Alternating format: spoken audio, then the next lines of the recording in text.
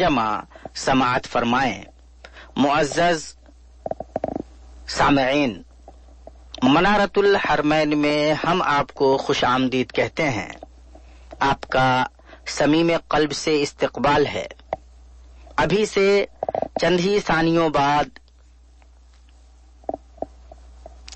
حرم مکی شریف سے فضیلت الشیخ فیصل غزاوی حفظہ اللہ خطبہ جمعہ ارشاد فرمائیں گے، اور اس خطبے کا براہ راست اردو ترجمہ آپ کی سماعتوں کی نظر کیا جائے گا۔ آپ سے گزارش ہے کہ آپ ہمارے ساتھ بنے رہیں اور حرم مکی شریف سے خطبہ جمعہ کے براہ راست اردو ترجمہ سے مستفید و مستفیض ہوں۔ ہم اللہ تبارک و تعالی سے دعا کرتے ہیں کہ اللہ تبارک و تعالی ہمیں اچھی باتوں کو سننے اور ان پر عمل کرنے کی توفیق ارزانی کرے۔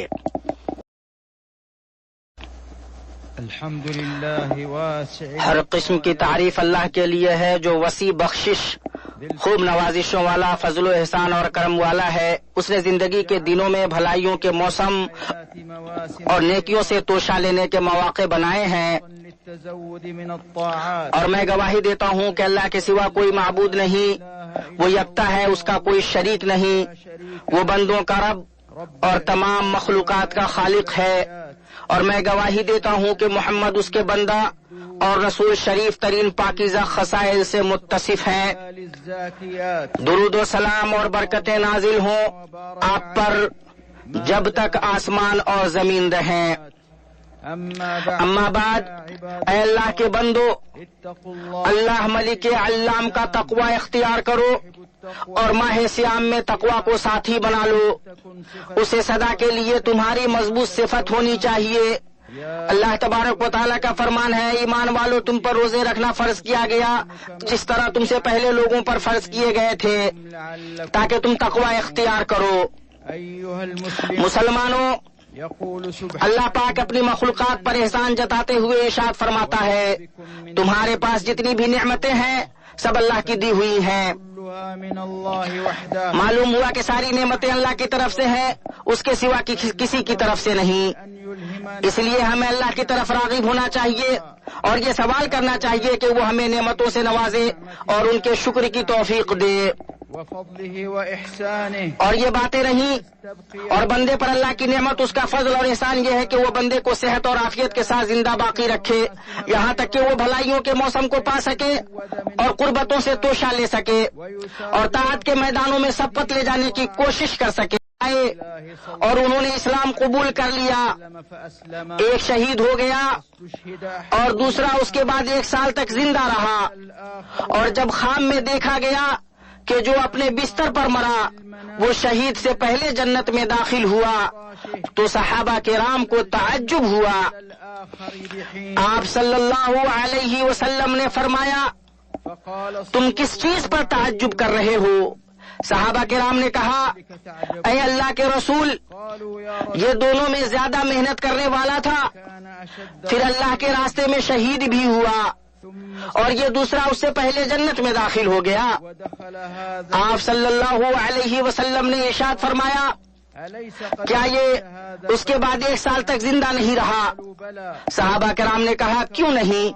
آپ صلی اللہ علیہ وسلم نے فرمایا، اس نے رمضان پایا اور اس کے روزے رکھے۔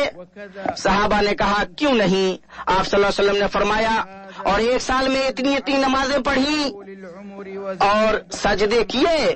یہ حدیث لمبی عمر اور اچھی طرح سے کیے گئے مزید عمل کی فضیلت بیان کرتی ہے، جیسا کہ آپ صلی اللہ علیہ وسلم کا فرمان ہے، لوگوں میں سب سے اچھے وہ ہیں جن کی عمر لمبی ہو اور عمل اچھا ہو۔ اللہ کے بندے، اچھا مجاہدہ یہ ہے کہ تو اپنے نفس کی خواہش پر غلبہ پا اور اسے پاکیزہ کر، اور اچھی زمین تیرا وہ نفس ہے جس میں تو نے بھلائی بوئی، نفس کو پیدا کرنے والے اللہ کا فرمان ہے، جسے اس نے پاک کیا وہ کامیاب ہوا۔ سعادت بخت وہ ہے جس نے دنیا کو عبرت کی نگاہ سے دیکھا، دھوکہ کی نظر سے نہیں، نیکی کرنے میں جلدی کی، انتظار نہیں کیا۔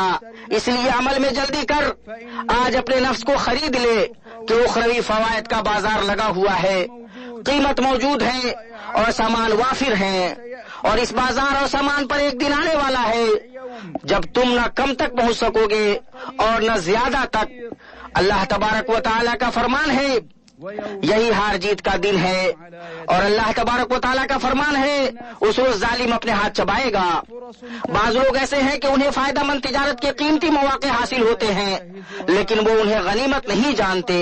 جب عمر زیادہ ہو جاتی ہے اور زمانہ گزر جاتا ہے تب نادم ہوتے ہیں کہ انہوں نے اس طرح نہ پایا اور نہ حاصل کیا اور نہ محنت کی جس طرح دوسروں نے کیا۔ جب تم تقویٰ کا توشہ لے کر رحلت نہ کرو گے اور موت کے بعد ایسے لوگوں سے ملو گے جنہوں نے توشہ لیا ہوگا، تمہیں ندامت ہوگی کہ تم ان کے جیسے نہیں ہوئے، اور جس طرح انہوں نے کل کے لیے ساز و سامان لیا تم نے نہیں لیے۔ مسلمانوں، اللہ کے فضل و کرم سے رمضان پھر سے ہمارے اوپر سایہ فگن ہو چکا ہے۔ ہمیں اللہ کی اس نعمت پر شکر گزاری کرنی چاہیے۔ ساتھ ہی ماہ رمضان پانے کے بعد اپنے احوال پر غور کرو کہ ہم میں سے کچھ ایسے ہیں کہ مہینے کے آغاز میں اس مہینے کو پایا اور جلد ہی یکایک ان کی موت آ گئی اور وہ رحلت کر گئے، اور ہم میں سے کچھ ایسے ہیں کہ رمضان کو تو پا لیا ہے لیکن بڑھاپے یا بیماری کی وجہ سے وہ روزہ رکھنے اور اسے غنیمت جاننے سے قاصر ہیں، اور ہم میں سے کچھ ایسے محروم ہیں اللہ کی پناہ کہ ان پر شیطان حاوی ہے۔ انہوں نے اس دین سے اپنا رشتہ توڑ لیا ہے جس میں ان کے معاملے کی حفاظت ہے، نہ نماز پڑھتے ہیں اور نہ روزہ رکھتے ہیں، بس اس پر اکتفا کیے ہوئے ہیں کہ نام کو اسلام کی طرف نسبت کیے رہیں۔ اور ہم میں سے بعض وہ ہیں جنہیں اللہ نے توفیق دی ہے، وہ روزہ اور نیکیوں سے توشہ لینے کے حریص ہیں، اور ان کے بھی کئی درجات ہیں۔ ان میں سب سے افضل اور خوش نصیب وہ توفیق یاب افراد ہیں جنہوں نے رمضان کی صحیح قدر کی، اس کے شرف و فضل کو جانا اور اس پر بہترین طریقے سے متوجہ ہوئے، کاوش و محنت اور کوشش کی کہ بھلائی اور نیک اعمال کا فراواں حصہ پائیں۔ بعض لوگوں نے پچھلے رمضان میں کوتاہی کی، رمضان کے جانے کے بعد اپنی کوتاہی پر حسرت کی، انہیں اپنی کوتاہی کا احساس ہوا اور آنے والے رمضان کے اس عزم کے ساتھ مشتاق ہوئے کہ تلافی مافات کریں اور بھرپور طریقے سے متوجہ ہوں۔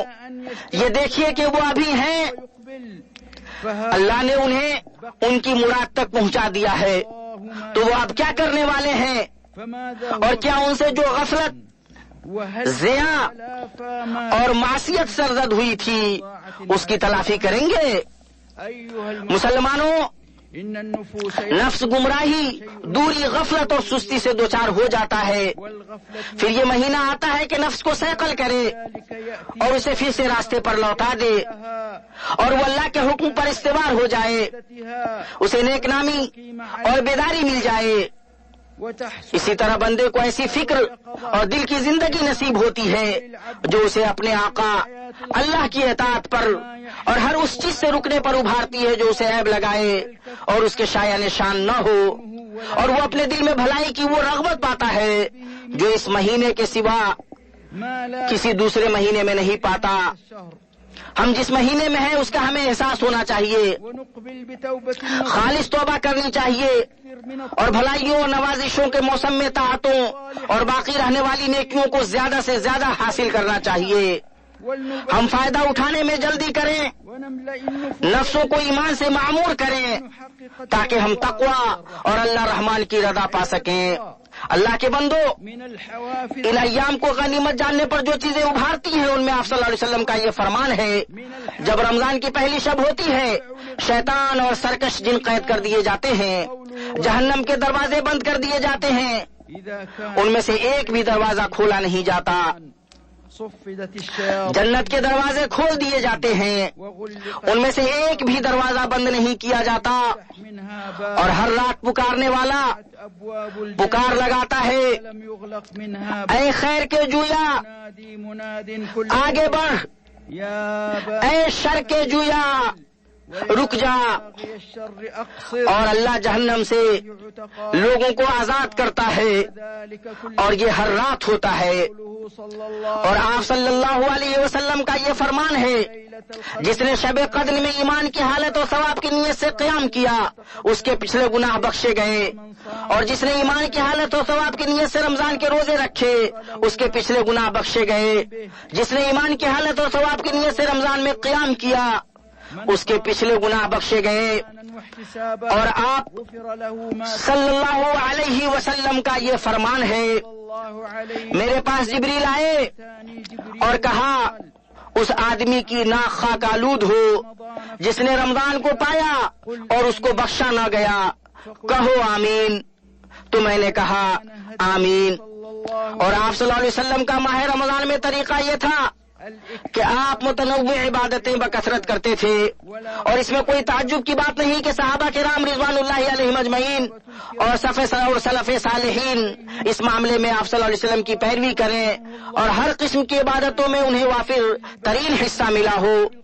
اللہ کے بندے، اس مہینے میں کوشش کر کے بھلائی، نیکی اور احسان میں تمہارا حصہ ہو، اور حسب امکان مختلف عبادتوں کے گوشوں میں تمہارا بھی حصہ ہو۔ اور یہ معلوم بات ہے کہ خیر کے دروازوں میں سے ہر نفس کے لیے ایک دروازہ ہوتا ہے جو اس کے لیے کھولا جاتا ہے، اور وہ اس میں داخل ہوتا ہے اور ترقی کرتا ہے۔ تو جب تو عبادت کے گوشوں میں سے کسی گوشے پر اپنے نفس کے اندر ہمت و نشاط کو دیکھ تو اس پر چل پڑ، نہ سستی دکھا اور نہ کوتاہی کر، بلکہ اس میں زیادہ کر۔ ہو سکتا ہے کہ اللہ تعالیٰ تمہارے نفس کی پاکیزگی اسی میں رکھ دے۔ جس کے لیے نماز کا دروازہ کھل جائے وہ خوب نماز پڑھے، جس کے لیے قرآن کی تلاوت کا دروازہ کھل جائے وہ خوب تلاوت کرے، جس کے لیے دعا کا دروازہ کھل جائے وہ خوب دعا کرے، جس کے لیے عمومی ذکر کا دروازہ کھل جائے وہ خوب ذکر کرے، اور جس کے لیے صدقہ کا دروازہ کھل جائے وہ خوب صدقہ کرے، اور بندہ اپنے وقت کو اس چیز میں لگائے جو اسے اپنے مولا سے زیادہ نزدیک کرے اور اس کے پاس اس کا مقام بلند کرے۔ میں نے وہ کہا جو تم نے سنا، اور میں اپنے لیے اور تمہارے لیے اللہ تبارک تعالیٰ سے مغفرت طلب کرتا ہوں۔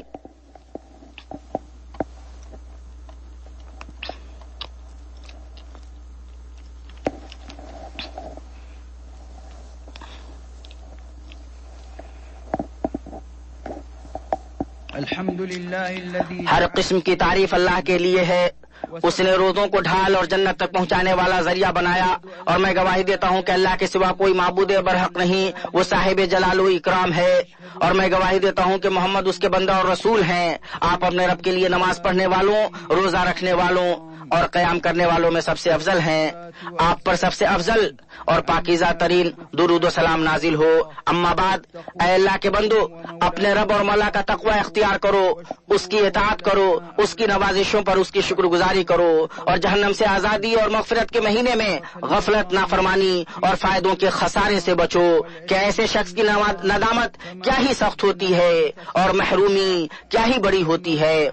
اور عقل مند وہ ہے جو اپنی عمر کی قدر جانے اور اس کے معاملے میں اپنے نفس کا خیال کرے، جو گزر گیا ہو، فوت ہو گیا ہو، اس کی تلافی کو غنیمت جانے کہ بسا اوقات اسے ضائع کرنے سے وہ ہلاک ہو جائے گا۔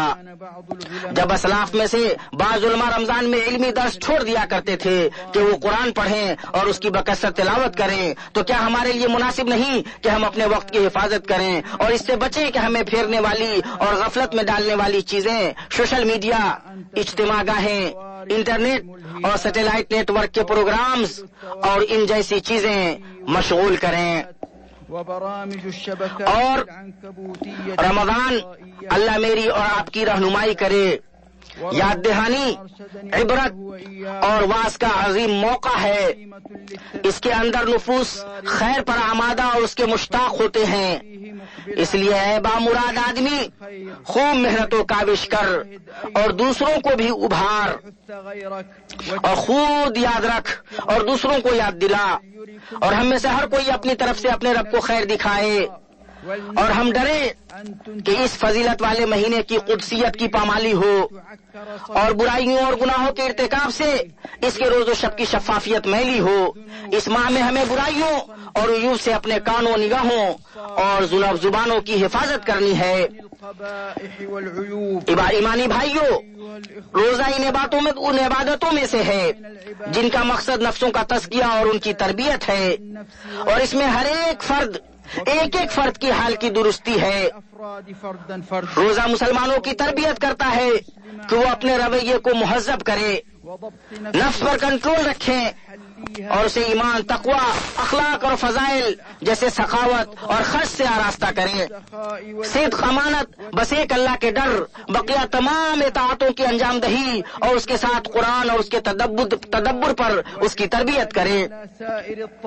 یوں انسان کے پاس قسم قسم کی ہدایتیں اور انوار اکٹھے ہو جائیں گے جن سے پاکیزگی، صفائی اور ستھرائی حاصل ہو جائے گی۔ اور جب روزہ اس طریقے پر ہوگا جسے اللہ نے مقرر کیا ہے، اللہ کے نبی صلی اللہ علیہ وسلم کے طریقے کے مطابق، تو وہ ہمیں بری عادتوں سے روکے گا اور غلط خصلتوں کی بیڑیوں سے آزاد کرے گا جنہوں نے ہمیں قید کر رکھا ہے۔ یوں بندہ اپنے رب مولا کے لیے آزاد ہوگا۔ اس کا نفس نہ تو قیدی ہوگا اور نہ جھکے گا، اور نہ اپنے رب اور خالق کے سوا کسی کے لیے اس کے پاس کسی قسم کی کوئی بندگی ہوگی۔ یہ بندگی پیٹ کے لیے، شرمگاہ کے لیے، زبان کے لیے، مال کے لیے یا کسی اور چیز کے لیے ہو سکتی ہے۔ اللہ کے بندے، اس مہینے میں ہم میں سے ہر کوئی اپنے حسب حال جس مرض سے جوجھ رہا ہوتا ہے اس سے شفا حاصل کرتا ہے۔ اس میں ہر مریض اپنی دوا اور شفا پاتا ہے۔ یہ ریا اور ناموری کے مرض سے شفا حاصل کر رہا ہے، یہ غضب اور جلد بازی کے مرض سے شفا حاصل کر رہا ہے، یہ بخالت، کنجوسی اور مفاد پرستی کی بیماری سے شفا حاصل کر رہا ہے، یہ شکم پروری اور لالچ کے مرض سے شفا حاصل کر رہا ہے، یہ سستی اور کاہلی کے مرض سے شفا حاصل کر رہا ہے، یہ آخرت سے غفلت اور اعراض کی بیماری سے شفا حاصل کر رہا ہے، یہ دل کی سختی اور اس کی زنگ آلودگی کے مرض سے شفا حاصل کر رہا ہے۔ اسی طرح ہم میں سے ہر کوئی اس چیز سے اپنے نفس کا جلد علاج کرے جو اس کے نفس کو پاکیزہ کرے اور اس کی اصلاح کرے۔ اللہ کے بندو، اور درود و سلام بھیجو سب سے بہتر مخلوق اور پاکیزہ ترین بشر پر، جیسا کہ اس کا حکم تمہیں رب العالمین نے اپنے اس قول سے دیا ہے۔ اللہ تعالیٰ اس کے فرشتے اس نبی پر رحمت بھیجتے ہیں۔ اے ایمان والو، تم بھی ان پر درود بھیجو اور خوب سلام بھی بھیجتے رہا کرو۔ اے اللہ، درود نازل فرما محمد اور آل محمد پر، جیسا کہ تو نے ابراہیم اور آل ابراہیم پر درود نازل فرمایا۔ اے اللہ، اسلام اور مسلمانوں کو غلبہ عطا کر، کفر اور کافروں کو رسوا کر، دین کے دشمنوں کو تباہ کر، اسلام اور مسلمانوں کے ہر دشمن سے بلاد حرمین کی حفاظت فرما۔ اے اللہ، اسے اور مسلمانوں کے بقیہ تمام ملکوں کو پرامن و پرسکون اور خوشحال و فارغ البال بنا۔ اے اللہ، ہمارے اس ملک سے بطور خاص اور مسلمانوں کے بقیہ ملکوں سے بطور عام مہنگائی، وبا، بیماری، سود، زنا، زلزلوں، آزمائشوں اور ظاہر و باطن برے فتنوں کو دور کر۔ اے اللہ، کمزوروں کے لیے، تیری راہ میں جہاد کرنے والوں کے لیے، سرحدوں پر تعینات ان کی حفاظت میں لگے ہوئے لوگوں کے لیے تو ہو جا۔ اے اللہ، تو ان کا معین و مددگار اور حامی و ناصر ہو جا۔ اے اللہ، ہمیں اپنے وطنوں اور گھروں میں امن سے نواز۔ اے اللہ، سربراہوں اور حکمرانوں کی اصلاح فرما اور ہماری سربراہی انہیں سونپ جو تجھ سے خوف کھائیں، تیرا تقوی اختیار کریں اور تیری خوشنودی کی پیروی کریں۔ اے رب العالمین، اے اللہ، ہمارے سربراہ کو ان گفتار و کردار کی توفیق دے جو تیری مرضی اور منشا کے مطابق ہو۔ اے حی و قیوم، اے اللہ، انہیں بھلائی اور تقوی کی راہ پر چلا۔ اے اللہ، اے دعاؤں کے سننے والے، اے وسیع فضل و سخا اور نوازش والے، ہم تجھ سے مانگتے ہیں کہ تو ہم پر فضل کر کے ہم زندگی کا ایام ان میں لگائیں جن سے تیری رضا حاصل ہو، اور تو ہمیں ایمان کی حالت اور ثواب کی نیت سے رمضان کے صیام و قیام اور شب قدر کے قیام کی توفیق ارزانی کر، اور تو ہمیں ان لوگوں میں سے بنا جنہوں تو اس مہینے میں جہنم سے آزاد کرتا ہے۔ اے اللہ ہم تجھ سے ایسے اقوال و اعمال کی توفیق طلب کرتے ہیں جس سے تیری رحمت ملے، اور ایسے پختہ عزائم مانگتے ہیں جس سے تیری مغفرت حاصل ہو، اور ہر گناہ سے حفاظت طلب کرتے ہیں، اور ہر بھلائی میں حصہ مانگتے ہیں، جنت سے سرفرازی اور جہنم سے نجات مانگتے ہیں۔ ہر قسم کی تعریف اللہ کے لیے ہے، اور درود و ثنا نازل ہو محمد اور آپ کے تمام اصحاب و آل پر۔